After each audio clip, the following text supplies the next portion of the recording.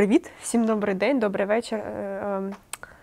І мене звати Надія, я сама з Києва, але наразі вже 3 роки знаходжуся в Бельгії і працюю в компанії NSZ, Natural Syndicate voor Zelfstandigen, в команді комунікації. Наша компанія займається тим, що ми є синдикатом для підприємців та самозайнятих осіб. Тобто ми допомагаємо буквально на всіх етапах створення, зростання або навіть закриття бізнесу. Якщо необхідно щось його відкрити, створити, якщо ви хочете найняти персонал, людей, знайти якісь, можливо, ще додаткові ресурси, або у разі, наприклад, банкрутства, або, в принципі, просто закриття, виходу на пенсію, ми теж цими всіми питаннями допомагаємо. Юридичними, практичними і все таке. Яку роль я відіграю, грубо кажучи, в цій компанії?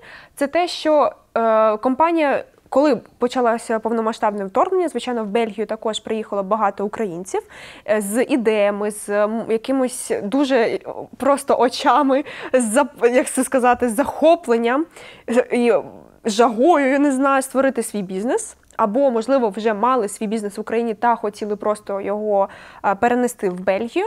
І тому ми вирішили зробити такий проект допомоги українцям, допомогти створити свій або перенести свій бізнес в Бельгію. В принципі, це так дуже коротко, in a nutshell, про мене та мою роль в компанії. Чудово. Інтерв'ю у нас для людей, які планують, які горять і хочуть відкрити свою справу. І що потрібно робити? Скоріше за все, будуть дивитись люди, які вже перебувають в Бельгії. Тому що люди, які мають вже бізнес, чи в Євросоюзі, чи в Україні, вони, скоріш за все, будуть шукати інформацію, як відкрити взагалі бізнес в Європі. Так? А конкретно в Бельгії, якщо я вже знаходжусь в Бельгії, і я є громадянином, і я не є громадянином. Велика різниця? Тут немає різниці, чи є громадянство, чи ні, але є різниця в тому, чи є, в принципі, право на прибування тут в Бельгії. Тобто, якщо це тимчасовий захист, він теж підходить. Головне просто легально знаходитися в Бельгії. Неважливо бути громадянином. Громадянин, так, звичайно. Причому ще момент того, що, в принципі, можна бути громадянином будь-якої країни Європейського Союзу для того, щоб відкрити бізнес в Бельгії. Так, тоді дивись, якщо я вже громадянин, я вже по-любому знаходжусь тут 5 років, з мовою в мене вже краще, і я зможу сам пошукати інформацію. Давай поговоримо про більше у фокусі людей, які нещодавно прибули до Бельгії, мають право на роботу, мають право на перебування, наприклад, люди, які під тимчасовим прихистком. Що їм робити, щоб відкрити свою справу? Перше все, в принципі, там іде, грубо кажучи, такі 5 основних кроків, я назву це так. Перше, це, в принципі, перевірити, чи ви задовольняєте всі вимоги для того, щоб створити бізнес. Що ви дієздатна особа, що вам більше 18 років, що у вас ви маєте легальне право знаходитися в Бельгії, що ви не були засуджені, і в деяких випадках також, що ви є професіоналом в своїй галузі. Це через те, що Бельгія у нас така країна велика і різноманітна.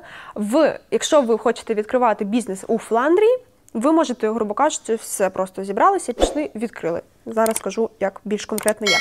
Якщо ви знаходитесь у Валонії або в Брюсселі, зараз про Брюссель перевірю, в Брюсселі також, вам необхідно мати диплом, який підтверджує той факт, що ви є професіонал, що у вас є знання з приводу бізнесу.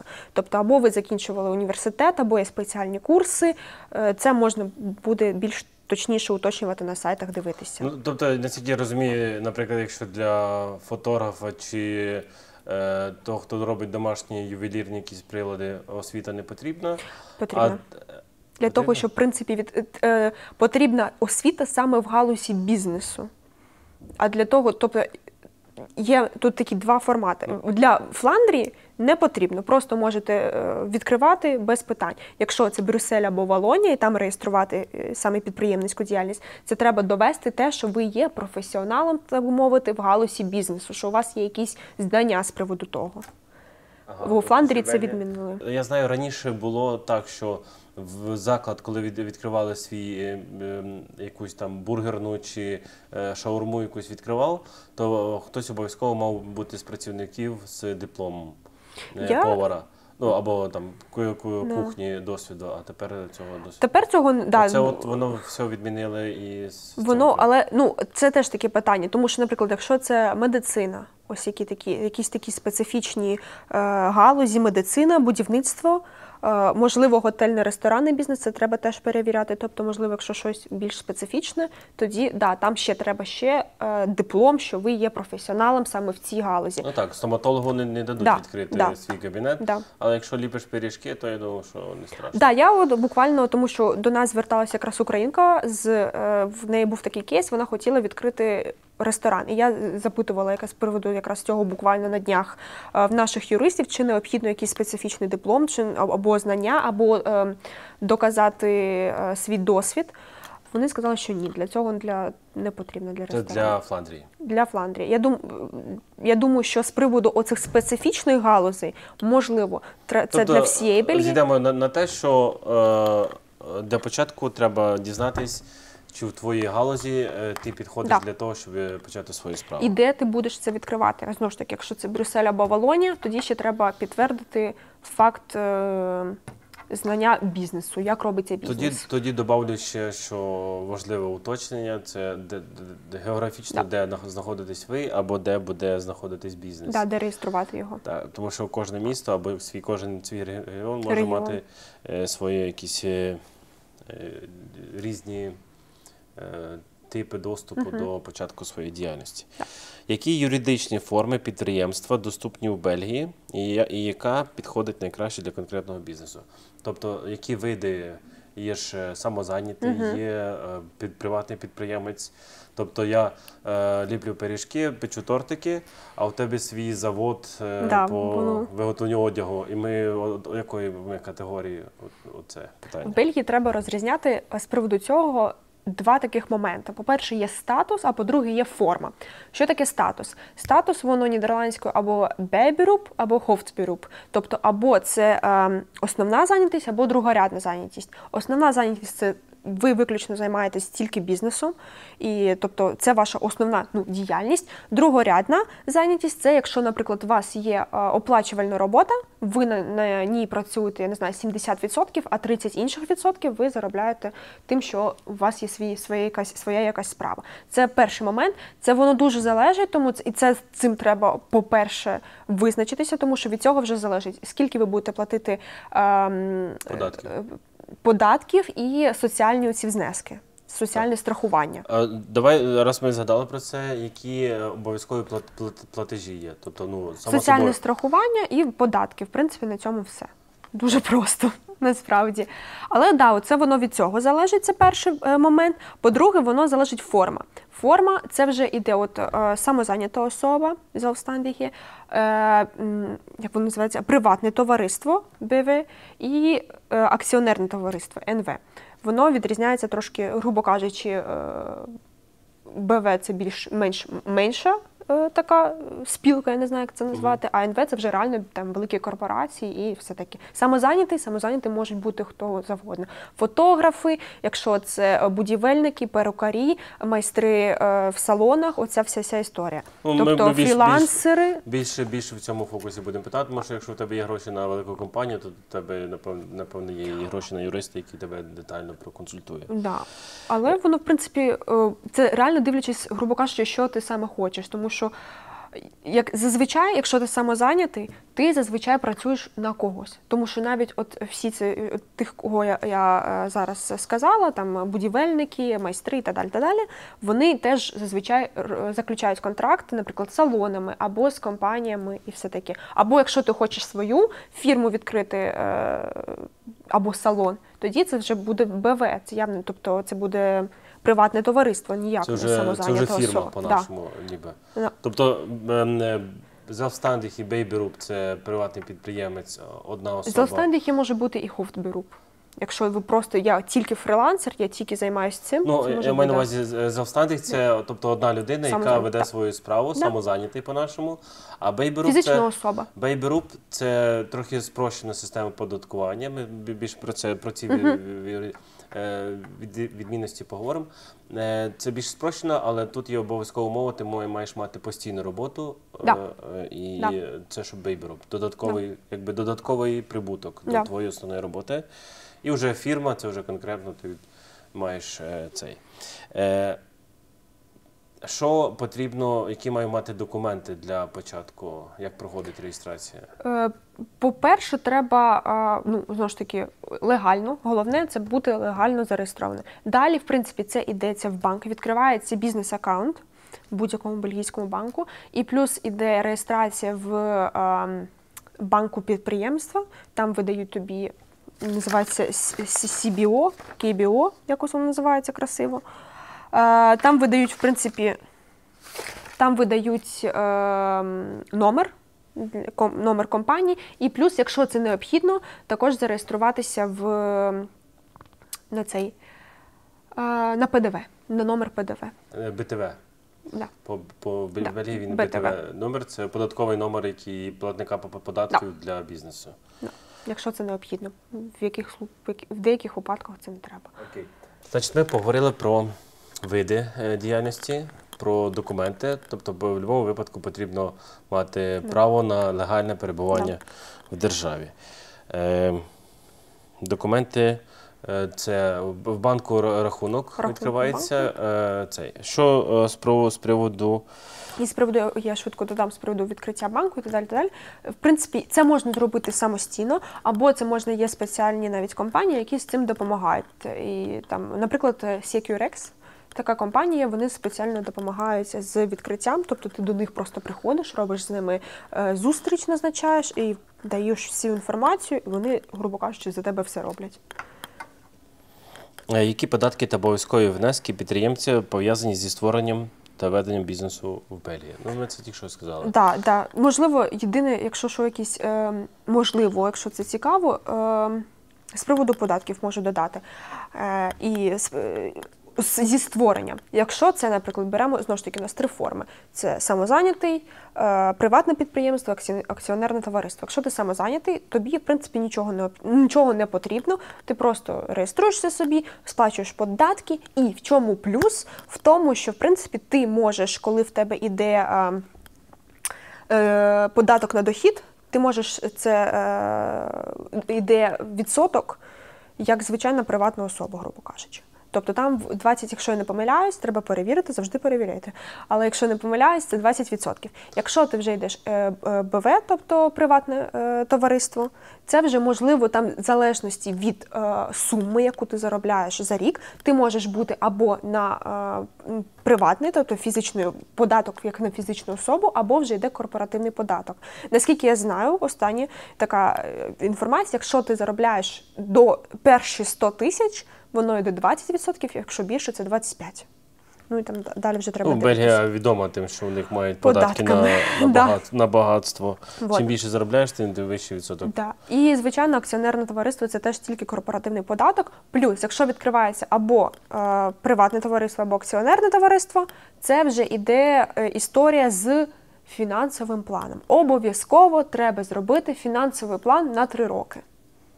І плюс мати в акціонерному товаристві 100% мінімальний необхідний капітал, а от в товариство з обмеженою відповідальністю відмінили. Там раніше був, треба було мати мінімальний капітал, а зараз відмінили. Тобто можна почати свою справу з невеликим бюджетом. Да, по да. факту. Це прикольно. Кльово, що вони адаптують, відміняються. Це, що було людям. Тобто вони беруть з тебе податки, вони дають тобі можливість почати все менше і менше з тебе питають для початку, так? Тобто по типу диплому, досвіду, ведення бізнесу і стартового капіталу, але чим більше ти заробляєш, тим більше з тебе беруть. Тобто Бельгія по факту компенсує тим, що вони по факту тебе податкують. Да, але в чому, головне і завжди все. Ким би ви не хотіли стати, це самозайнята або товариство з обмеженою, з необмеженою відповідальністю, все одно найголовніше – мати хорошого бухгалтера. Це просто rule number one. Найголовніше. Це хороший бухгалтер вам знайде, що списати. Тому що, звичайно, можна купа всього списувати, як це правильно робити, і як в ітогі, тому що податок все одно він іде на, так би мовити, на дохід. Да. Тобто це, як це сказати, чистий дохід, тобто мінусуються всі витрати. І якщо ти, наприклад, самозайнятий, понятно, ти можеш там автомобіль, я не знаю, розхід на автомобіль, це все, тобто, тому дуже важливо мати хорошого бухгалтера. Є таке гарне слово в Бельгії, в нас воно теж є, але менш популярне – зігзаг. Коли ти разом з бухгалтером шукаєш шляхи для проведення всіляких... це не маніпуляції, це не погане щось, це просто бухгалтер знає... Ніхто не каже, що треба там закон нарушати. Ні, просто, але реально хороший бухгалтер знайде шляхи, як це все красиво зробити і що там відмінусувати або... Тобто, якщо я хочу почати свою справу, перше, мені треба дізнатися, чи я можу це зробити, чи можу почати, і друге, це знайти хорошого бухгалтера, який мені допоможе ці фінансові. В принципі, по цифрам ми не будемо зараз говорити, тому що хтось подивиться інтерв'ю через рік, щось воно поміняється, ми зараз наговоримо, там 21%, 130 євро заплатити, щоб почати, а воно поміняється, виходить, що у людей буде недостовірна інформація. В будь-якому випадку треба перевіряти актуальну інформацію, те, що відбувається, і те, що на даний день сьогодні, воно актуально. Давай поговоримо більш глобальні питання, без уточнень до конкретних цифр. У мене є питання, які є можливості для отримання фінансової підтримки чи субсидій для початку бізнесу? Таке можливо. Для цього, в принципі, є сайт, називається Avlayo. Це, і якщо не помиляюсь, Федеральний банк субсидій або з фінансування. Я зможу скинути вам ссылки, потім можна просто буде, якщо що. Так, в тебе оцей листочок є, у тебе є електронна версія його? Кого? Листочка? Це для тебе інформація? Це наш посібник для початківців. Покажи його на камеру. Отакий посібник для початківців. Отакий посібник для початківців. Ми зможемо поділитися ним? Так, звичайно. Він в відкритому доступі.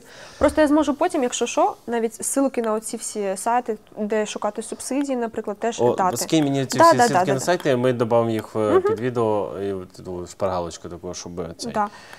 Так от, в принципі, є оці сайти, і там можна подивитися. Субсидії є, і є просто фінансування або кредитування, воно також є, воно існує наразі, на даний момент, я от сьогодні перевіряла, що на сьогодні, 30, да? Ні, 29. 30 серпня 2023 року. У студії. Є, в принципі, воно це навіть кредитування або субсидії з невеликим, якщо кредитування з невеликим відсотком, там було 3%, я дивилася 2,5%, тобто це, я вважаю, нормальне. Враховуючи з тим, що я пам'ятаю, як в Україні було декілька років тому назад, відсотки були по 50 і більше відсотків загалом на кредитування щодо бізнесу. В ітогі, можна це знайти, субсидії можна знайти. Оце на сайті Avlayo, це чисто по Фландрії, але оце те, що інший Федеральний банк субсидій, там можна подивитися загалом їх. І вони є, і вони, звичайно, більше дають, наприклад, субсидії на якісь або екологічні проекти, або інновації. Якщо це просто якийсь, грубо кажучи, загальний звичайний бізнес, звичайна ідея, то для цього треба буде прям супер придумати якось, як це класно презентувати для того, щоб отримати субсидію.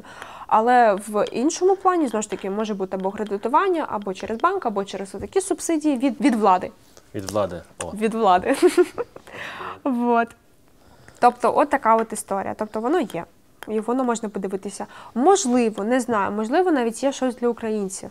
Чисто для відкриття там, тобто чисто для українців. Можливо, це треба перевіряти та шукати. Я знаю, точно було в перший рік, після початку Великої війни, але потім все воно так затихло, і його закрили. Я думаю, що воно є. Головне шукати. Той, хто шукає, той знайде. Якщо це їх там подзвонити, пописати, порозковиряти, щоб люди почали рухатися і все знайдеться. Я добавлю, що навіть якщо штрафи якісь приходять, то з ними так само можна домовлятись про штрафи. Головне, щоб погоджуватись його платити, але, наприклад, якщо тобі там приходить, ну, бувають якісь там помилки, і треба заплатити там 2000 євро штрафу за якийсь там неправильний звіт чи ще щось, все одно його можна розділити, платити щомісяця по 100 і вони дуже, так з будь-яким штрафом, не тільки на бізнес, вони дуже з приводу цього, головне платити, але якщо там це можна розділити на декілька платіжок, це взагалі без проблем, без питань. Але, знову ж таки, бухгалтер. По поводу кредитування в тебе є якась інформація? Якісь інсайди? В принципі, це можливо, це треба дивитися, зазвичай це або через банк, або це субсидія. Перефразую. Тобто для бізнесу, для початку бізнесу в Бельгії в будь-якому випадку банки мають кредитування, є від міста якісь там додаткові цей. Це от, до речі, вибачаюся, субсидії можна навіть дивитися, щоб це чисто від міста можуть бути теж субсидії. Так, я знаю, наприклад, в Генті знайомий відкривав фірму, йому невелику суму, але 500 євро гривню. 500 євро Гент виділили просто для старту. Невелика сума, але все одно щось там. 500 євро на дорозі не валяються. Придбати. Тобто в кожному місті може бути свій бюджет для подібних справ, це також треба узнавати. Але чи є якась у тебе інформація з приводу того, українці, вони ж приїхали, вони ще не всі, можливо, мають якусь стабільну роботу, або якісь для банка важливо, скільки років ти працюєш, заробляєш, щоб бачити щоб мати якусь кредитну історію і ще щось таке. Цього ж українців, які нещодавно прибули, у них ні кредитної історії, нічого немає. А з українською інформацією, то не дуже воно їм важливо. В принципі, я знаю кейси, коли брали в банку кредит, українці, які от нещодавно приїхали, в принципі, вони брали. Це таке було. Я думаю, що це ще, можливо, може впливати, наприклад, гарант. Якщо знайти хорошого гаранта, який тут, наприклад, довго є, існує, або там працює і відомий, грубо кажучи, тоді, можливо, можна взяти в банку кредит. Я думаю, що це дуже достатньо індивідуально і залежить від того ще, як ви себе презентуєте. Якщо це, наприклад, реально супер-мега-інноваційний проєкт, і ви там, наприклад, вже домовилися із, я не знаю, наприклад, Stad Antwerpen, і що вони вас там підтримують, навіть просто підтримують в плані «Вау, давай, вперед!» І ви приходите з цією інформацією в банк і кажете, от в мене партнер Stad Antwerpen, наприклад, або ще хтось, або якась велика фірма, то, звичайно, вони будуть дивитися по-іншому. А якщо це, наприклад, самозайнятий, повертаючись до, грубо кажучи, більш такої практичного питання, більш, я думаю, як це сказати, вживаного питання, це якщо просто самозайнятий, то я не думаю, що треба супервеликі гроші для цього. Ну так, і суми невеликі також. Суми невеликі. Плюс, я знаю, багато українців, знову ж таки, приїжджають вже зі своїми інструментами, вже зі своїми всіми речами, так що да. Тобто і великих. Тут більш питання складається в легальному бізнесі, а не в тому, де взяти гроші на матеріали, інструменти. І як це зробити, грубо кажучи. Так. Чи є якісь правила чи обмеження стосовно працівників, які діють для нового бізнесу? Якісь там ліміти в чомусь там? Щоб наймати працівників. Чи наймати працівників, чи в тебе якісь там, наприклад, для арбейдера, для робочої людини норма 38 робочих годин. От в такому плані, чи є якісь обмеження для свого бізнесу? Чесно, я навіть не знаю. Я думаю, що вони правила йдуть такі самі, як і для робітника звичайного, тому що, наскільки я знаю, якщо ти працюєш більше, то ти платиш більше податок. Так. Ми трошечки в соціалістичній країні, де вони дуже сильно цінують свій вільний час. Так. У мене як 45 робочих годин, там вже просто все. самому вже невигідно працювати. Да. Це правда, в принципі. А якщо наймати робітників, то, в принципі, що от я інформацію знаю, це зараз, якщо перший робітник, якого ви наймаєте, ви навіть не маєте платити за нього ні податка, ні оці соціального страхування. І потім для наступних 5, тобто до 6 працівників, це буде зменшений якийсь такий тариф. Це, звичайно, плюс. Тобто можна вже наймати якусь хоча б невеличку команду, наприклад. Воно буде приємно. Хоча б помічника. Чи асистента. Які вимоги до обліку та звітності для бізнесів в Бельгії? Наприклад, там от поквартальний отчет є, так? Да. Це саме, що ще там треба їм звітністю? Як перед Бельгією відчитуватись за свою діяльність? Наскільки я знаю, поквартальний звіт і, напевно, річний. Але ж, знову ж таки, бухгалтер. Це питання до бухгалтера. Так. Тобто це найголовніше. Ну, а що я знаю, ну, от останнє, да, тому що, і то звідки я це знаю, тому що я сама закінчила також університет, в мене якраз була історія бізнес-адміністрація, і ми от останнє, що ми вчили, тобто це звіти. Можна ще робити на, якби воно це називається advance payments, завчасні платіжки, да, тобто, якщо ви вираховуєте, які потім вам, звичайно, набагато сильно полегше життя. Якщо ви завчасно заплатили, або, дуже важливо, ви відкриваєте, навіть якщо ви не робите цих завчасних платіжок, вираховуєте. Якщо навіть немає по якійсь причині бухгалтера, самі сядьте, розберіться, там схема, можна її знайти, вона не така складна, просто її трошки подивитися, розрахувати і завжди відкладати. Відкладати ці гроші, тому що спочатку воно, звичайно, тобто, коли ти йдеш на роботу, і коли ти сам щось відкриваєш, в тебе і ставка набагато вища, тому що ти ще маєш податки з того вираховувати. І люди думають, що о, все, так, я йду, наприклад, отримую, я не знаю, 13 євро, а тут я отримую 23, все, мільйонер. Ні. Так. Получається, в мене свій бізнес, бізнес-рахунок, і на рахунку там 100 тисяч, а податки ще не заплачені, а насправді твоїх там тільки 30. Тому треба завжди вираховувати і відкладати. Хай вони лежать, потім хай вони краще залишаться після закінчення року, аніж сидіти потім і думати, а як мені ці податки потім сплатити. Тому що на цьому дуже часто горять, от в перші роки на цьому горять просто всі. Просто цей. Я теж нічого не чіпаю, воно собі там як копілка. Хай воно лежить. Ще от таке виникло питання до цього про бухгалтера. Хто несе відповідальність за звітність?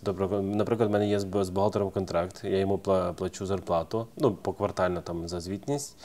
Але якщо в документах, я нічого не шарю в бухгалтерії, просто бухгалтер все робить, так? І якщо в мене є по квартальній звітності якісь там помилки, або бухгалтер щось там просто через, я помилився, неправильного бухгалтера знайшов. Хто несе відповідальність за погану? Скоріш за все, це буде, напевно, сам підприємець. Я думаю, що так. Я не знаю 100% інформації, але, скоріш за все, це буде сам підприємець. Але, знову ж таки, для цього якраз у нас і існує наша компанія, яка вирішує всі ваші юридичні питання. Щось не так? Приходьте до нас і вирішуються ці такі питання також. Тому що дуже часто приходять люди з якимись проблемами, якщо фінансування, або щось неправильно заповнили, або там юридичні якісь ці всі провадження, помилки і так далі. Тобто ми з цим теж, звичайно, допомагаємо. Щоб бути у вас як профсоюз? Грубо кажучи, це профсоюз. Синдикат профсоюз, так?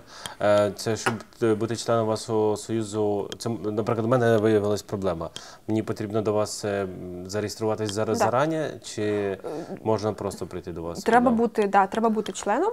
Воно, в принципі, це якби членство на рік іде, і протягом цього року, тобто в будь-який ви можете зареєструватися момент, і одразу, от ви там сьогодні зареєструвалися, можна ж сьогодні подзвонити і запитати питання. Це взагалі без питань. Тобто нема такого, що ви до нас тільки приєднались, ми вам там не дуже.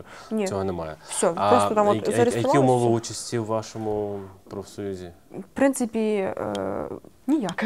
Можна просто вступити, якщо ви хочете відкривати будь-яку. Якщо я хочу бути членом вашого профсоюзу, я мушу бути вже приватним підприємцем? Ви можете, якщо ви, наприклад, думаєте, ви хочете зараз відкрити і вам потрібна допомога з відкриттям, це теж тим, чим ми просто кожен день займаємося. Кожен день до нас приходять запитання і запити, а допоможіть, будь ласка, в мене є такий-то бізнес, я хочу його відкрити. Що мені для цього потрібно? Куди мені йти? Навіть місцеві, тобто я не кажу, що це мають бути, тобто навіть місцеві не всі знають, куди йти і куди звертатися.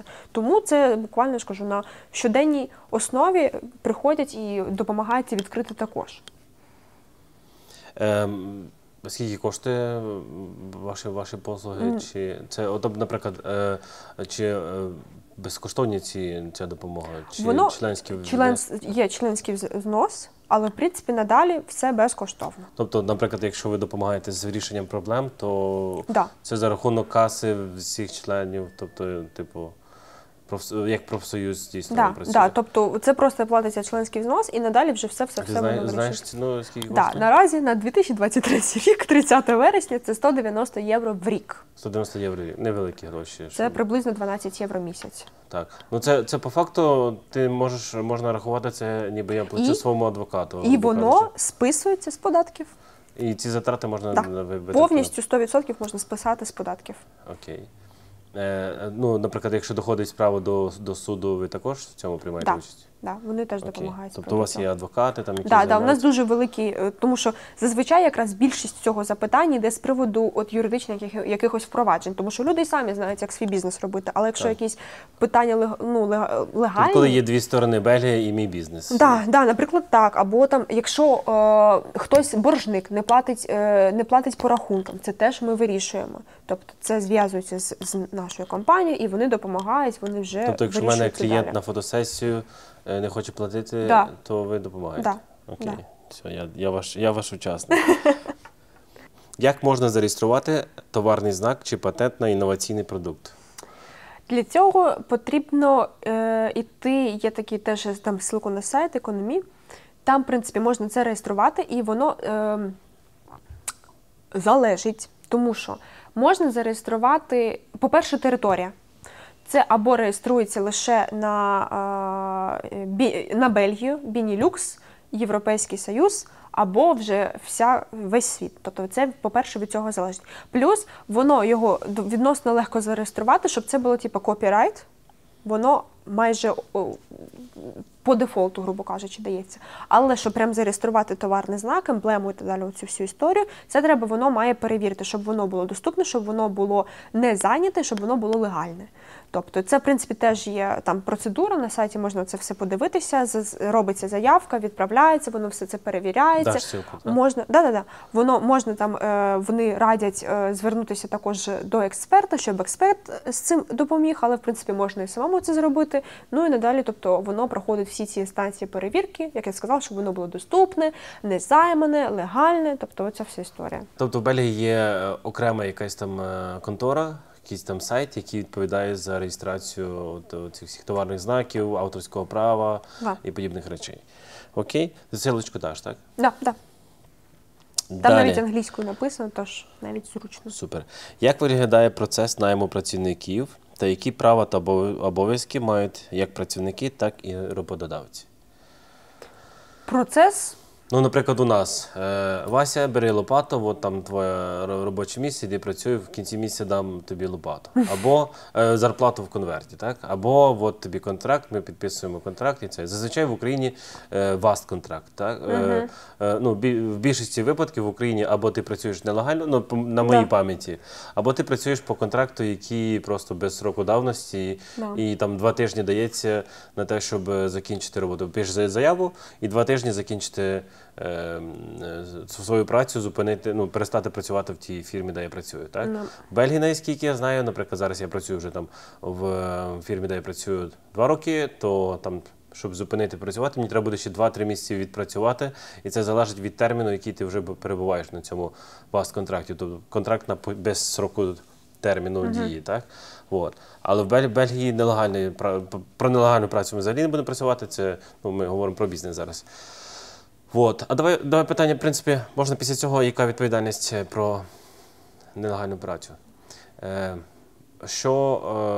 Які види контрактів для працівників є в Бельгії, які вони більш популярні? Отак.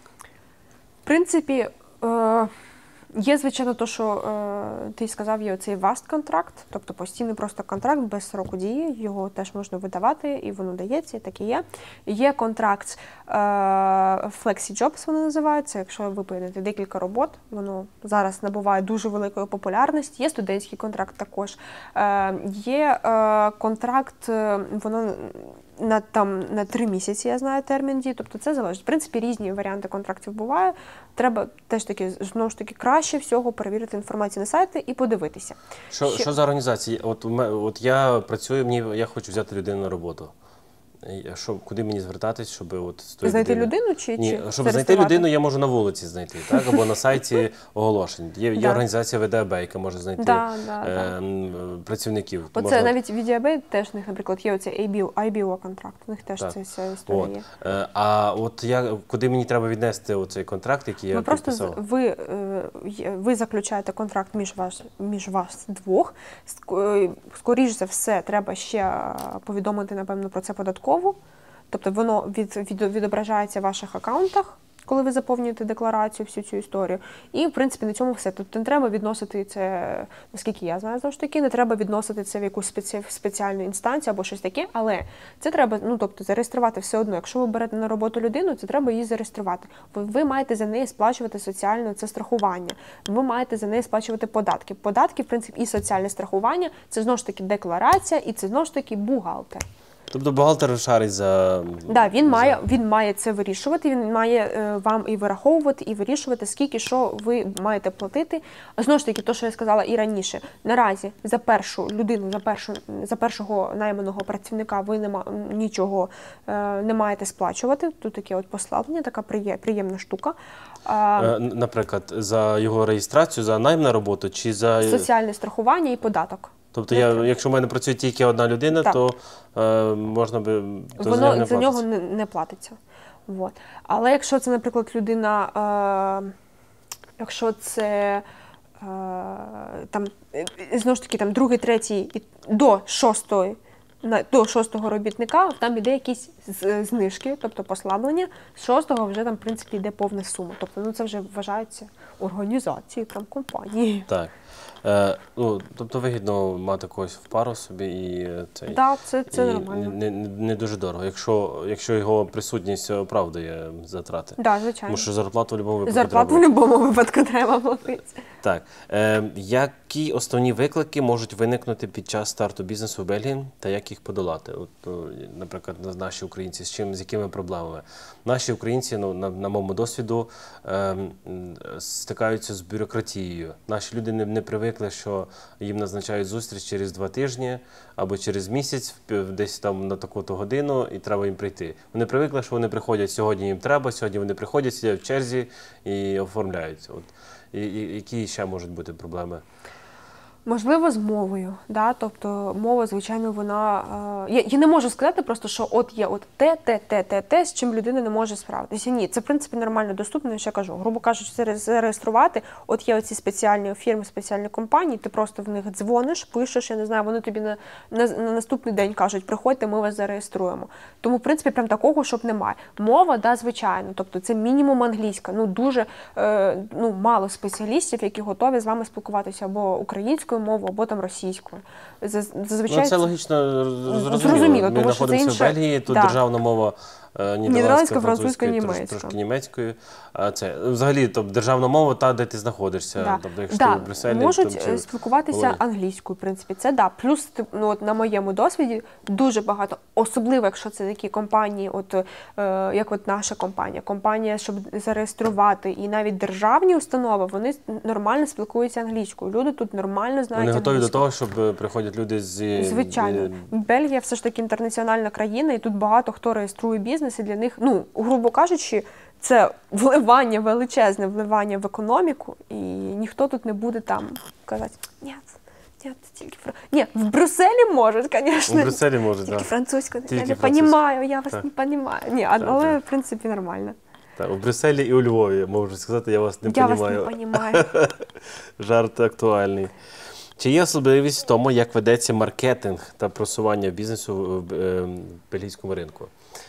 Чи є якась різниця між тим, як розвивати, просувати свій бізнес в Бельгії і у нас? Я би сказала, що якби і так, і ні. Грубо кажучи, що там працюють всі одні й ті самі прийоми, що тут працюють одні й ті самі прийоми. Треба знаходити як можна більше каналів, це може бути преса, прям преса, паперова преса, тому що люди все ще читають тут газети і журнали, і всю цю історію. Це може бути просто онлайн якісь медіа, це звичайно соціальні медіа, це може бути просто там постери та далі, та далі. Тобто, і там, наприклад, колаборації з кимось. Навіть на наш проект, це український, для допомоги допомогу українським підприємництву, нам теж треба було цю всю інформацію якось розповсюдити. Тому от я з вами зв'язалася з іншими, наприклад, організаціями. В принципі, це теж варіант реклами. І вони зазвичай, тобто, нормально реагують. Або це платно, інколи безплатно, безкоштовно, залежить від проєкту, звичайно. Але, в принципі, що ще я можу сказати, от зі свого особистого досвіду, тому що я можу зрівняти, що там, що тут, це, звичайно, у нас дуже велике багато часу вкидують, і це правильно, на соціальні медіа. Інстаграм, як просто світ в кінці тунеля, і це правда є так. Тут люди до цього тільки приходять. Люди не знають, як цим правильно користуватися, вони не бачать в цьому так багато, тільки починають це робити. Тут дуже сильний Фейсбук. В Україні, мені здається, немає, мені так здавалося, що немає. Зараз трошки більше. Зараз трошки більше, але, в принципі, тут Фейсбук дуже прям популярний, і це, звичайно, якщо це спеціаліст якийсь, тобто це не про, там, беремо, наприклад, там IT-спеціалістів, теж, так, чому б ні, там, дизайнери, я не знаю, фрилансери, в принципі, такі спеціалісти, це LinkedIn, Якихось таких великих відмінностей, як в Україні, немає. Тобто, якщо тебе локальна якась піцерія, то ти на місці шукаєш людей, флаєри чи реклама по місцю, якщо ти щось таке більше. Просто от раджу те, що знаючи досвід український, от саме от соціальні мережі, тому що кажу, це дуже розвито у нас, але не дуже розвито тут. Брати ті інструменти і той досвід, який є в Україні, і його використовувати тут. Тоді це буде просто бум.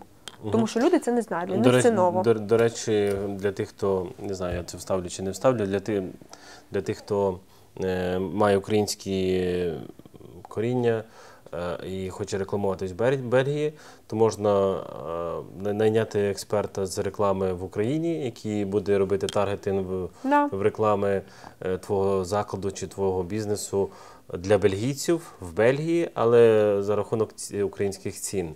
Тобто можна платити українську ціну для бельгійської реклами.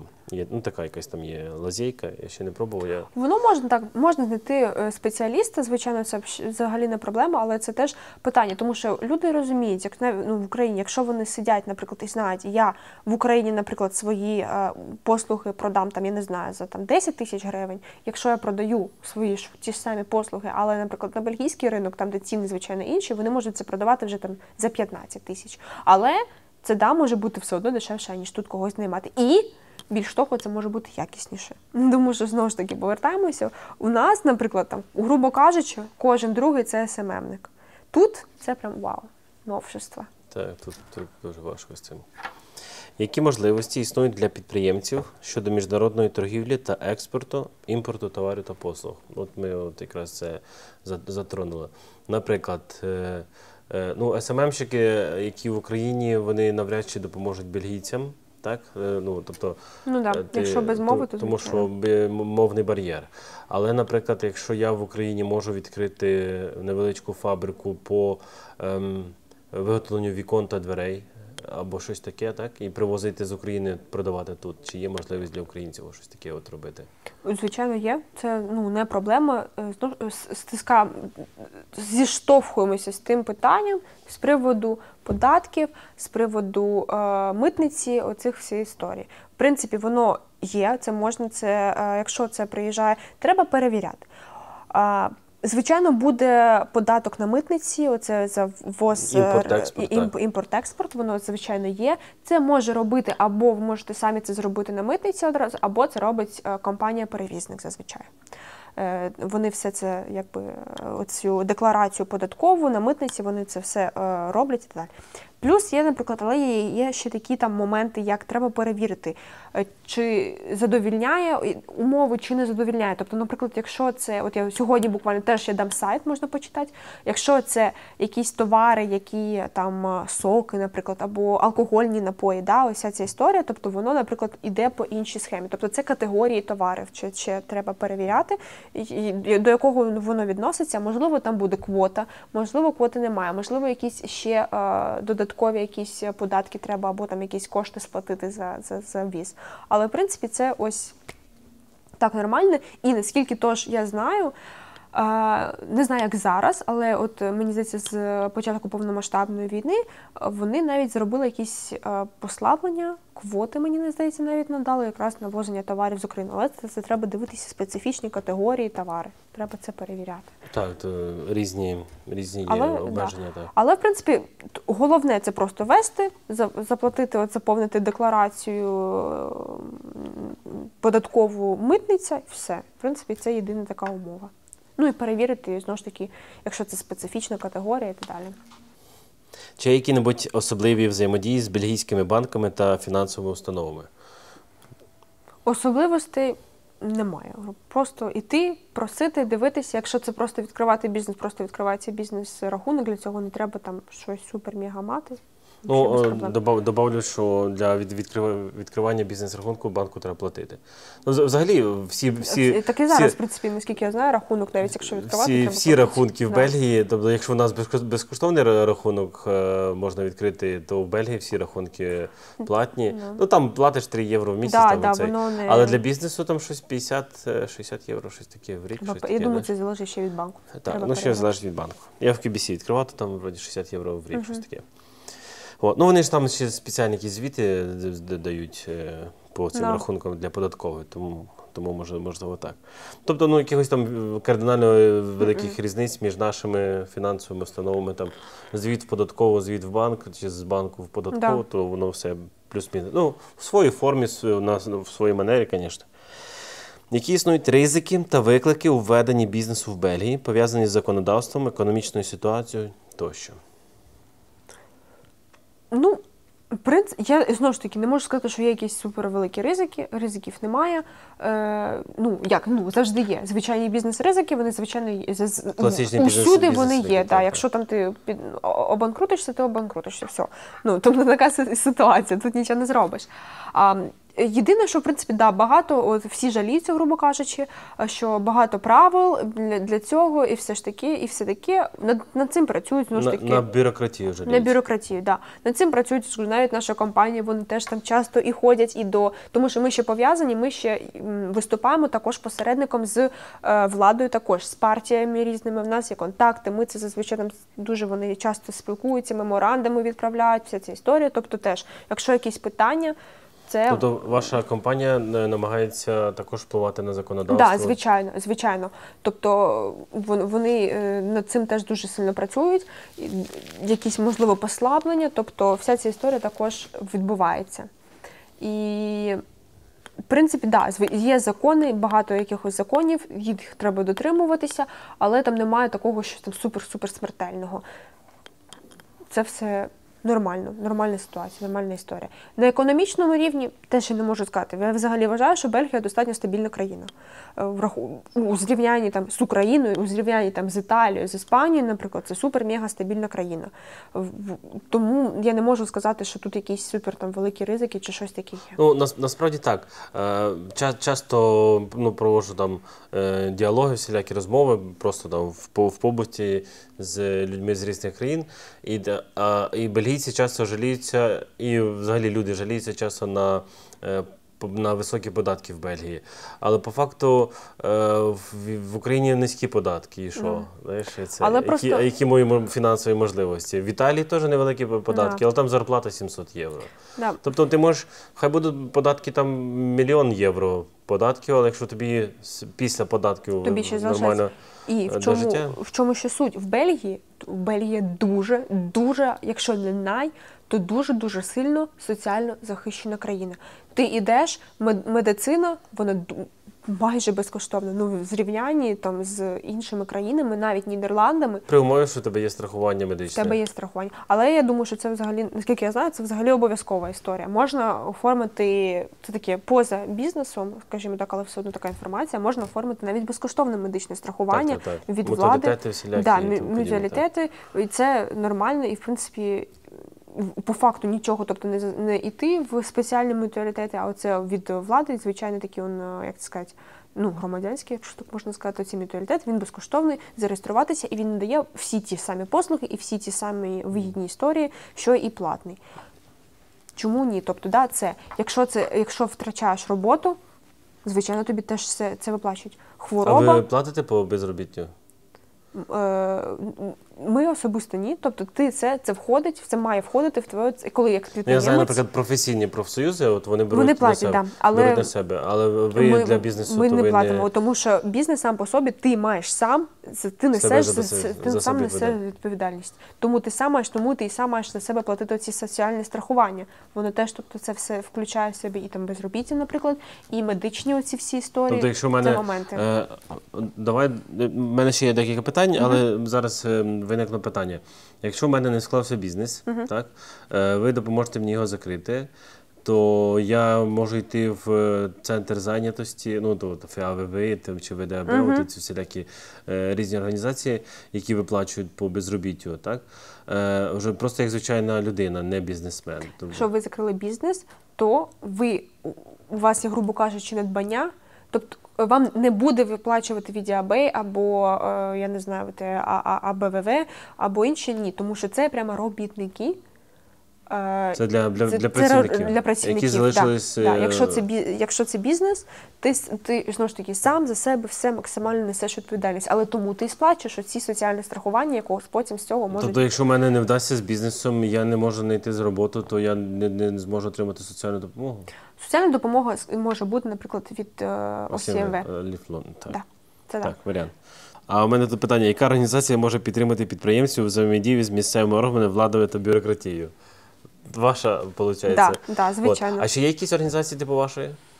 Я знаю, що є організація УНІЗО. Ми теж з ними співпрацюємо, можливо, вони. Але так, насправді, от я не знаю. І це не тому, що я представник, але, в принципі, навіть от скільки я тут живу, і сама із навчанням, і сама особисто цікавилася питанням бізнесу, я не знаходила такий момент, як наша, грубо кажучи, організація, яка може бути стіночкою, яка захистить інтереси, питання і це допоможе з комунікацією також. Які можливості для розвитку бізнесу пропонують бельгійські технопарки, інкубатори та бізнес-акселератори? Чи є щось таке в Бельгії? Наскільки я знаю, ні. Нічого такого немає? Я ніколи таке не чула. Ні, є там, наприклад, різні, є там і буткемпи якісь там, і там, можливо, якісь там курси проводять, от є ВОКа, це там бізнес-спейс, оця вся історія, але прям так, щоб прям інкубатор чи щось таке, я не знаю. Що я можу сказати, наприклад, плюс, саме для українців якраз, це ми також просто співпрацюємо з організацією Promote Ukraine, я теж дам ссылку, і вони зараз вони готуються зараз, і ми будемо надалі якраз в рамках цього проєкту, в них теж проєкт називається «Бізнес-інкубатор», якраз де вони будуть розказувати прямо з початку і до кінця, до останнього спіча, яку ідею визначити, що необхідно для відкриття бізнесу, там маркетинг, продажі, банківське фінансування, в общем, от і до. Це питання, вони будуть робити цей бізнес-інкубатор, я теж залишу ссылку. І можна з ними, наприклад, це так поспілкуватися теж. І це для українців безкоштовно. Можна Добре. до цієї програми. Зрозуміло, по силочку не забудь дати. Тобто, хочу підкреслити, що ви не є комерційно направлена якась організація, ви чисто берете членський взнос на оплату послуг, зарплату людям, які тут працюють. Це є профсоюз. Ми то, що називається, теж такий момент, є такий формат тут, називається ВЗВ. Це організації, які, грубо кажучи, вони мають виходити в нуль. Це якісь, некомерційні, неприбуткові організації. Там, наприклад, це теж, можливо, цікаво. У вас так само є, дійсно, про ще один тип організації. Це більше про волонтерські вже якісь питання. Так, але теж, наприклад, цікаво. Якщо хочеться відкривати, наприклад, арт-галерею, це ж не факт, що там буде прибуток, точніше, дуже не факт, що це буде прям прибуток. Це відкривається, а це може бути ВЗВ. Але ж ви теж в рамках цієї організації можете отримати зарплатню. Звичайно, ви ж пишете, в принципі, будь-який бізнес, коли все це формується, коли це все вираховується, це перше, що треба прописати, це зарплата. А зарплата, перш за все, собі. Тому що це вкладається свій час. Це, буває таке, що, здається, що я відкрию бізнес, а на що я буду жити? прописувати завжди в першу чергу собі зарплату, яку ви хочете. І те ж саме і тут, звичайно, також. Тобто це не то, що прям взагалі ні на що жити, але прописується собі зарплата, але має все одно потім в нуль виходити. Ну так. Ну я знаю, що ВЗВ не мають право інвестувати, там от якісь такі речі, купляти акції, там, от, щоб отримувати прибуток. Ну так, тому що якщо ти акція, акціонерне товариство, це вже прибуток. Так, там вже щось таке. Ну, так само. От, і я почав з цього і забув, що я хотів спитати. А ми не комерційна організація. Так, що ви не є комерційна організація. А питання в чому вигода, ну тут погане слово вигода. В чому взагалі посил і яка мета від цього відділу для українців, які у вас ця програма? В принципі, як я і починала з цього, що ми просто з самого початку, ще в минулому, це було в минулому чи ні, в цьому році, ми з самого початку, грубо кажучи, в принципі, побачили, що є така потреба на ринку. Що це цікаво, що люди, вони приїхали, вони трошки оговталися, погледіли навколо і вирішили, що я можу щось робити. Або, знову ж таки, в мене вже є бізнес-модель, яку я хочу просто сюди її признести. І вони хочуть надалі щось робити. Вони, можливо, вони захочуть тут залишитися. Або все одно там хтось, наприклад, не хоче працювати на когось, а хоче, я працював в Україні на себе, я хочу працювати надалі на себе. Тому ми це побачили, і ми просто зрозуміли, що спочатку, я ж кажу, в цьому році, в квітні, ми навіть проводили невеличкий івент для українських підприємців в Антверпені. Це була чисто така антверпенська тусовочка, скажімо так, давали інформацію. І, в принципі, ми побачили, що це дуже цікаво, тому що був великий відгук і все таке. Ми побачили, що це цікаво, що це людям необхідно. І це теж логічно, тому що я от про себе думала. Я приїжджаю, в мене такий просто бізнес-майндсет, я хочу щось відкривати, але куди мені звертатися? Я не знаю, наприклад, мову. Але це ж не факт того, що в мене погана ідея, абсолютно ні. І мені треба знайти щось або когось, хто буде мене за мною так би як стіночка стояти, захищати і мені завжди допомагати. Чому ні? Тобто це ідея в тому, щоб допомогти людям реалізувати себе. Чому ні? До того ж, якщо це видно, що люди настільки швидко вони загорілися, в них ідеї, вони готові працювати, тому що це вже не секрет, що українці, як з усіх біженців, це дуже-дуже працьовиті товариші, які приїжджають працювати, а не просто сидіти і такі, потім наблюдати цю життя. Ні, приїхали працювати. І є, звичайно, різні люди, але більша все одно частина у зрівнянні особливо з іншими. Це такий момент. І тому ми вирішили, що треба людям дати можливість, треба людям допомогти. Молодці, супер. Чи є приклади успішних історій підприємців, які розпочали свій бізнес завдяки вашій допомозі, та які вони використовували стратегії? Прямо, щоб успішні історії і з відкриттям саме, то, що я вже казала, ми цим займаємося щоденно. Щоденно є заявки з тим, щоб відкрити бізнес, і це допомагається. Ми не допомагаємо прямо наскільки я знаю, можна там допомогти з бізнес-планом, це, мені здається, вони допомагають, ми допомагаємо. Але там, тобто, не кажуть, ти маєш робити то. Ні, ти маєш сам, ти якщо бізнес, ти якщо це придумав, ти вже маєш щось мати в голові, щоб це зробити. Але наприклад, з цікавих такого кейсу, цікаве то, що з чим ми допомогли, це вже людина, вона вже відкрила бізнес. Жінка звернулася з тим, що коли був ковід, тут людям виплачувалися, бізнесу виплачувалися як виплати, грубо кажучи, тому що не могли працювати. Субсидії виплачували? Субсидії, типу субсидії, так. І, в принципі, але потім, і це не неодноразова така історія, це так відносно повсюдно, скажімо так, їм виплачувалася ця історія субсидій. І плюс, окрім того, наприклад, якщо ще це я самозайнята людина або підприємець, і в мене, наприклад, ще є дитина, там навіть воно трошки більше давалося, тому що дитина сидить вдома, це як домашнє навчання, Але потім вони вирішили, що ні, а ну-ка повертайте нам гроші. І людям поприходило, що все, повертайте там тисячі, мені повертайте. Всі ці соціальні страхування, вся ця історія. І якраз до нас звернулася жінка із саме цією проблемою, що нам спочатку виплатили, а потім сказали, ні, віддавайте назад.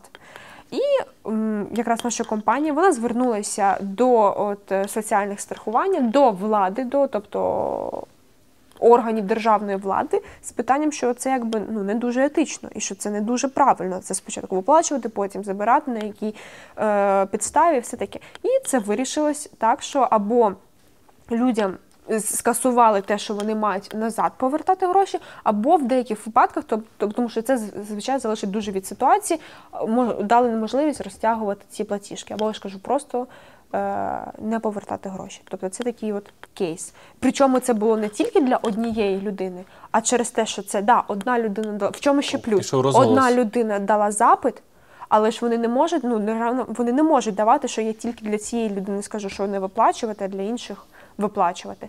Тому це може бути застосовано по факту всіх підприємців. Такий момент. Цікавий ще момент, трошки навіть, не то, що прям смішний, але для мене був цікавий, неочікуваний. Я ще читала кейс, це звернулась людина, в нього маркетингове своє агентство. Він звернувся з питанням того, що Ryanair касував йому переліт, а гроші не повернули. Елементарно навіть з цим, по факту, він звернувся. Наша компанія NZ, вона звернулася до Ryanair і також цю ситуацію вирішили, і все було нормально, йому повернули кошти. Тобто навіть з такими глобальними компаніями на такому рівні теж комунікується. Такі от моменти, такі цікаві. З чим ви не допомагаєте? Фінансування. В плані, якщо кредити ми не видаємо. Тобто в цьому плані знайти фінансування, це можливо з банками поговорити, спробувати субсидії знайти якраз таки, це але прям гроші давати, тобто, якщо я шукаю гроші для свого бізнесу, я можу до вас звернутися за допомогою в пошуці цих грошей? В пошуці, так. Тобто, плюс це треба реально дивитися на індивідуальному рівні. Якщо це консультація, навіть можливо можна зробити як трошки допомога, підготовка до, можливо, спіча з банком чи ще щось таке. Тобто такі моменти. Або дивитися точно, щоб юристи зможуть допомогти, сказати, наприклад, як правильно себе презентувати для того, щоб дали справді кредит чи субсидію. Тобто такі моменти. Дивіться, чим ви допомагаєте? В будь-якому випадку будуть під відео коментарі, які будуть писати, а як мені з тобою зв'язатись, щоб ти мені українською мовою все розказала. Як це, чи українською мовою У нас є на сайті, я теж дам ссылочки, у нас є 2 сторіночки. Перша сторінка, там, в принципі, про нашу компанію, в принципі, всі українську, що ми даємо якраз, все чітко, гарно прописано, чим ми займаємося, що ми даємо. А, ще такий дуже цікавий момент, скажу, важливий, що ми компанія не нова. Ми вже 50 років займаємося, і у нас більш ніж 42 тисячі підприємців, так би мовити, нам довіряють.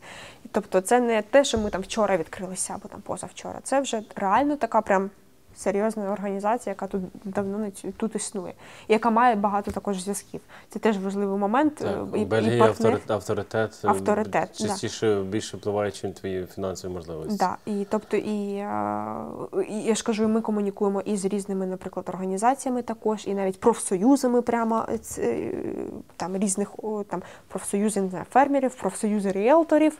Оця вся історія також. І з партіями також. Так от, зв'язатися. Є сторіночка одна українською з усіми, які умови, про компанію, про це все. І там можна зв'язатися, залишити свої контактні дані. І також є, в принципі, сторінка українською. Це, якщо хочеш стати членом, також воно йде, там теж українською вся форма українською, просто заповнюється і надалі це вже... заповнити треба нідерландською. Можна або англійською. Можна англійською. Не кирилицею, не українськими буквами. Ні, зазвичай приходять нам або повідомлення, або це, я вранці приходжу теж в офіс, і до мене такі, підійди, будь ласка, секретаріат, підійди, будь ласка. Кажуть, це твоя мова. Я кажу, моя. Моя мова. Ти єдина українка у вас? Так, я взагалі такі демо-версія. Демо-версія. Да. А багато українців зареєстровано у вас? Є якась інформація? Можливо, це якась таємна інформація? Суть в тому, що я не знаю. І плюс ми тільки, грубо кажучи, ми тільки почали. Ми буквально пару місяців цим займаємося. І це не те, що ми пару місяців на все це розказуємо і так далі. Це пару місяців, знаєте, воно ж як проєкт. Поки це з'ясовується. По бельгійським міркам це ми лише почали, так? Ми лише почали, так. Тобто ми приводу цього лише почала, але да, вже є відгуки. Я не знаю, скільки саме українців стали членами, але я знаю, що є відгуки, зі мною зв'язуються. І комунікуємо на пошті також, пишуть. Тобто відгук є. Я думаю, що більше, ніж я особисто з ким я переписувала, це більше, ніж 50 людей, в принципі, з нами зв'язувалися по різним питанням. І я не знаю просто, хто з них далі пішов. Насправді, з 70 тисяч людей, які зареєстровані в Бельгії, українці з тимчасовим прихистком. Я не говорю про українців, які вже тут раніше, як ми, але навіть 70 тисяч людей, які зареєстровані, 80%, 84% вчать мову, а 50 чоловік вже знайшли інформацію про вас, про профспілку підприємців, не тільки там зареєстрували. Може, я впевнений, що вже є люди, які вже зареєстровані. Просто вони не приймають. Тому що взагалі у нас в Україні профспілки не дуже популярна тема. Такого. А тут, але я ж кажу, і тут в чому, це знову ж таки повертаємося, соціалістична, так би мовити, країна, але не лякаємося, це не це. Це не Радянський Союз. Але в хорошому, тобто в хорошому сенсі, то, що я казала, що тут є дуже сильний соціальний захист. І це теж також елемент соціального захисту. І показника, я би сказала, що не тільки є оце профспілки, які там для робітників, але й профспілки для самозайнятих, щоб захищати інтереси. І знову ж таки, я кажу, тому я коли прийшла, я просто щиро зрозуміла, боже мій, це ж просто ідеальна організація. За якісь, грубо кажучи, 12 євро в місяць тобі люди, приблизно треба вирахувати, мені здається, 12 там було, тобі люди, все зроблять. Ти можеш просто спокійно займатися своєю справою, розвивати свою ідею. Ти будеш впевнений, що в тебе точно все легально і юридично. Що хтось тебе захистить. Так, і що тебе все. Тобто це люди, які професіонали, тому професіонали тут. Ще це теж важливий момент, тому що я знаю, що є і, так би мовити, наші, які тут довго, наприклад, живуть. Вони можуть мати там ліцензію або просто дуже добре розбиратися, давати консультації і так далі. Але це вони можуть добре розбиратися, але це все одно не місцеві. Місцеві, вони мають оцей, так би мовити, смак культури, так би мовити. Вони знають, що, куди і як. А ти просто береш, довіряєш людям, грубо кажучи, і кажу, все за тебе вирішується. Ти займайся просто своєю справою, розвивай свій бізнес, насолоджуйся життям, збирай прибуток і все, розвивайся далі.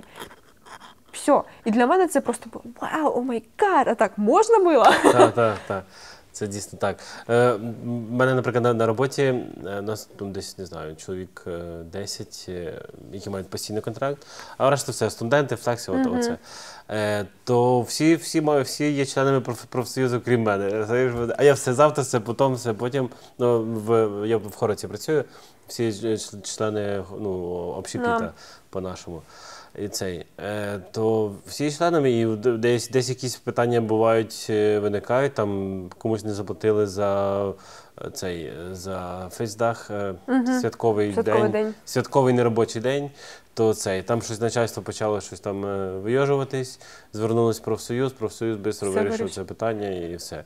Як вони всі в профсоюзі, а я вже і не йду в профсоюз. Але воно ж ще такий можливий момент, тому що це теж наш менталітет є таке, що я краще там потерплю, я краще помовчу, тому що, а вдруг, ні, це абсолютно нормально, тобто, їх же не вигнали, їм же не почали там на них криво дивитися. А їх і не можуть, в них вас контракт, оцей постійний контракт. І не почали там на них якось криво дивитися, чи там, я не знаю, шпиняти, чи що ще. Ні. Тому це нормальна історія, в тебе є права і захищає, причому... До речі, дійсно, працівники, які звертались до профсоюзу за допомогою з вирішенням якихось питань, не стали ворогами керівництва в цьому тому що наші теж, я краще помовчу, він потім мене з'їсть, він потім мене уволить. Ні, ніхто такого не буде. Це нормальна історія і це абсолютно нормально. І, наприклад, теж навіть якщо не бути в спілці, я все одно знаю, що є, боже, як воно, мені здається, називалось HZIV. Це теж була така типу профспілки, але це теж така громадянська, туди можна звертатися навіть, тобто, якщо виникає якісь питання, до них можна звертатися в той момент. Не те, щоб бути там на постійній, і це теж безкоштовно.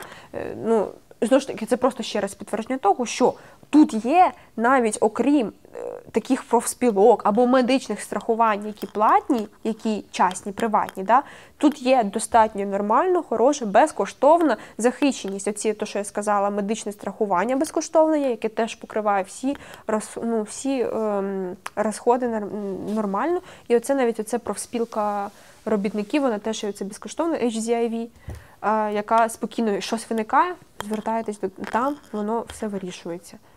І все, і можна там одразу, тобто, і стати тоді, і, так би мовити, вступити в цю профспілку, але це не обов'язково бути там дуже довго, там місяць, я не знаю. Що ти скажеш про організації, які працюють по системі «ти ніби найманий працівник», типу SMART, би, може, чула такий, тобто ти ніби як фрілансер, але працюєш на ту компанію. Отакому. Вони за тебе виписують фактури на оплату твоїх послуг там, і так далі. Це називається, це типу, то, що називається субконтрактники. Щось типу того. Да. Тут є велика компанія, яка веде твої справи, а ти, як, наприклад, я дивився для фото-відео, тобто вони ведуть твої справи, твій бухгалтерський облік, за тебе виписують фактури, твої робочі дні, оце все.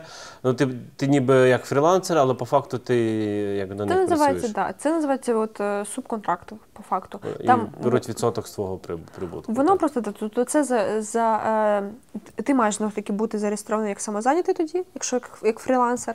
І після цього це просто заключається договір, але в чому суть, в чому різниця, наприклад, між просто найманням працівника і оцим, це те, що коли ти наймаєш працівника, там вже явно і чітко відкреслюються авторитетні, так би мовити, питання. Тобто я як роботодавець, авторитетний, грубо кажучи, даю там тобі завдання все ж таки. Тут воно більш-менш через те, що це субконтрактник, це, грубо кажучи, я свої якісь... Це не те, що я там хазяїн, а ти там в мене працюєш. Ні. Це те, що я якісь свої функції, які мені треба виконувати, передаю на іншу фірму. І інша фірма, тобто це, наприклад, фрілансер, він цим займається. І це просто скажу, це як субконтракт. Ну, так іде. Ну, особисто для мене, чому я все-таки пішов зі своїм окремим бухгалтером і окремий бейб-груп, тому що ця фірма, хоч то, нехай буде то, що там відсоток трошечки кусається, окрім обов'язкових податків туди-сюди, ще відсоток вони свій беруть. А що мене не влаштовувало, що це дуже багато контролю з їхнього боку. Наприклад, якщо я йду на фотосесію, то, наприклад, своєму бухгалтеру я можу віддати гроші там, і накладну там, через тиждень, коли там, до квартального відчоту, наприклад. Так? А може я не передумав йти на фотосесію, або не склалося. А з ними то я вже мушу за день спланувати, як мінімум за добу я мушу вказати, що в мене сьогодні фотосесія, що я, можливо, отримую дохід, там, отакі все. А якщо я захочу не декларувати той дохід там, і так далі, знаєш, це вже такі речі, знаєш. Да.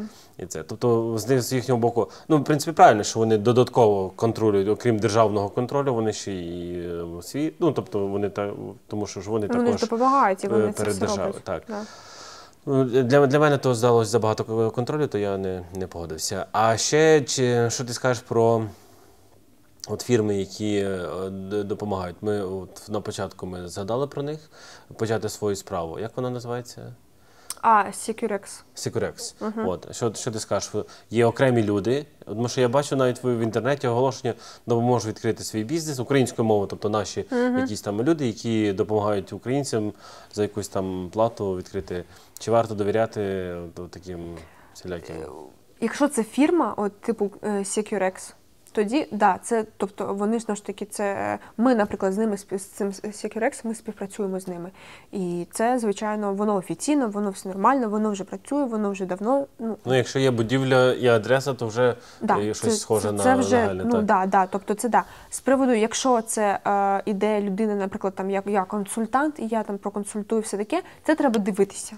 Звичайно, треба дивитися. Воно може, скажімо так, просто якщо неправильно зареєструють, то це вже не буде консультант. Ви вже не подзвоните, не скажете, це консультант мене неправильно зареєстрував, або ви не подзвоните консультанту цьому і не почнете пред'яви кидати. Ні, цього не станеться, тому що, Тому що от. Це просто Відповідальність в якась, будь-якому грубо випадку на кажучи, мене. рандомна людина. Ну, грубо кажучи, да? А якщо це вже компанія, оце як SecureX, які це зареєструють, то, звичайно, можна. І буде якась помилка, звичайно, можна дзвонити, і можна з ними, грубо кажучи, сваритися, якщо щось піде не так. Тобто, воно можна довіряти, але це на особистий страх і ризик. Так, багато є всілякого. Ми ще трошки говорили з приводу нелегального і чорного цієї історії. Давай от останнє питання про відповідальність. Тобто, в будь-якому випадку, якщо я маю свою фірму, чи я самозайнятий, чи в мене baby-room, тобто я маю основну роботу і додатково якісь там печу тортики або когось там по вихідним стрижу, в будь-якому випадку я маю на це право. Якщо чи є якась можливість для людей, які не хочуть реєструвати, чи є якісь ліміти, наприклад, я тебе підвезу додому, ти мені даш там 20-ку, чи це нормально, які в цьому є ліміти? Знаєш, разова якась послуга, у мене є велика машина, допоміг сусідям з переїздом, мені за це заплатили. Як це вирішується в Бельгії? І якщо я самозайнятий, я по-любому з бухгалтером маю можливість якийсь робити зігзаг туди-сюди, щось там списати додатково, там туди написати, щоб оптимізувати, скажімо так, мої доходи-розходи. І яка відповідальність, таке велике питання, яка відповідальність за роботу по-чорному? Тому що в будь-якому випадку наші українці, це не секрет ні для кого, багато хто працює нелегально. Взагалі, пів Бельгії, скажімо так, пів Бельгії тут нелегально знаходиться і працює. Дуже багато, особливо в великих містах, типу Антверпена і Брюсселя. Це нормальна ситуація, тобто це нелегально. Вони дуже сильно з цим, звісно, борються. Так, вони намагаються, але настільки багато людей це все робить, що це. Яка відповідальність, якщо мене зловлять, наприклад, за те, що я буду комусь робити ремонт, чи когось стригти і так далі, яка відповідальність за нелегальну роботу?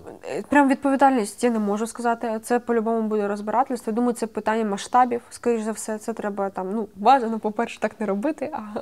А якщо вже так і зробилось, то, звичайно, це через юриста все вирішується. І це по-любому буде штраф 100% з приводу, можливо, це буде якась...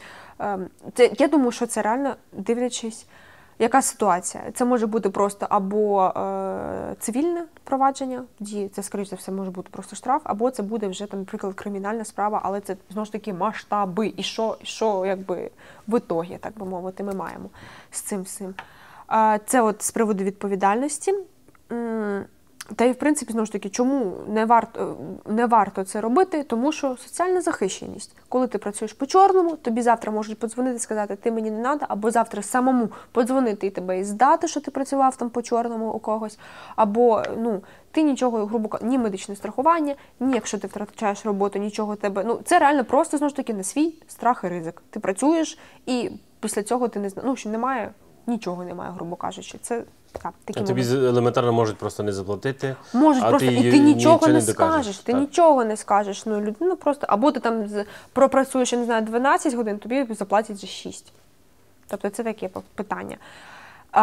Це перше з приводу... Боже, я вже забула почати. Так, я таке дурне питання задав. Ні, там щось було таке цікаве, я придумала навіть що відповідати. Питання, якщо я допоможу сусідам... оце. Давай я його задам, щоб мені було легше потім вирізати, знаєш. Якщо я допоможу сусіду перевезти меблі, у мене велика машина, або там у мене є камера, когось там один раз в рік сфотографував, так? Або комусь допоміг там день народження на кухні приготувати. Мені просто дали там цей. Це не моя основна діяльність, так? Але хтось може побачити, що я за це отримав дохід, так? І як у Бельгії це питання вирішується? Це питання, по-перше, регулярності. Тому що дохід в будь-якому разі це або ти працюєш на когось, або це, якщо самозайнятий, це регулярний дохід там кожен місяць, кожні 2 місяці. Якщо це раз, є, в принципі, навіть, коли йде, грубо, це ж податки. Головне питання – це податки йде. Якщо це дивитися, грубо кажучи, на податкову декларацію, вся ця історія, на дохід, то там є такі, як, грубо кажучи, інші, да, інші заробітки, тому що там є різні, там, і там основна діяльність, і, можливо, якісь додаткові, ну, в общем, Майно, інвестиції. Майно, інвестиції. Якщо ти там спортивний, там, наприклад, діяч, то там це теж історія, тобто там, ну, там, якщо там тобі Премії, гонорари якісь дають. Гонорари, премії, от так. це все, да, тобто воно є. І плюс є такий момент, як інше. Інше це може бути інше. Наприклад, ось це. Тобто тут питання регулярності. Якщо воно регулярно, ну, виходить регулярно, там, в кожен місяць, я не знаю, кожні 2 тижні і так далі, це, звичайно, тоді треба реєструватися і, ну, це буде дохід. Це буде зараховуватися як дохід. Якщо це один раз, це просто інше. І це можна вказати просто в податковій декларації. Там воно, якщо там 10 євро, грубо кажучи, ну воно не А можна це. і не вказати. На ваш страх і ризик. На ваш страх і ризик, да, да. А можна вказати, Тому що можна не насправді, от не знаю, мені здається, що в Бельгії також на 100% така історія в Нідерландах, що там кажуть, що от, обманути податково це набагато страшніше, аніж навіть вбити людину. Тобто там вони до цього дуже, я думаю, що і тут також дуже до цього серйозно відносяться. Тобто це таке, да, на свій страх і ризик. Так, ну ти бачиш, зараз з цими всіма електронними платежами це все дуже легко відслідковується. Ну так, да, да. Що би ти хотіла ще додати людям, які дивляться це відео? Не хвилюйтеся, починайте свій бізнес, це круто, це можливо все буде класно, все фінансування також, воно не страшно, той чорт, як його малюють. Так що все буде нормально, все буде хорошо.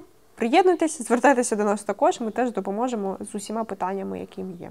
А ми, як велика профсоюзна компанія, вас прикриємо. Звісно, звісно.